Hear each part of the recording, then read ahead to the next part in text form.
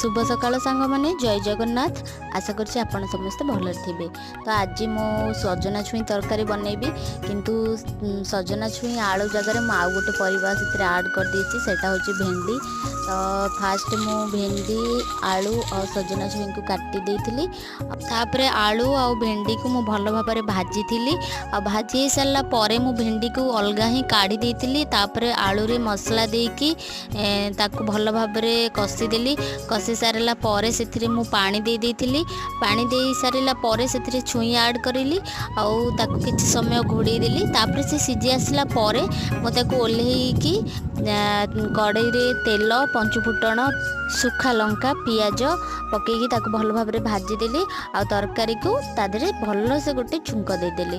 आ सतरे एते टेस्टी थिला खाइबा को मते तो बहुत ही भल लागला। आपण माने भी थरे एई भली करंतु देखिबे खाइबा को बहुत ही भल लागिबो।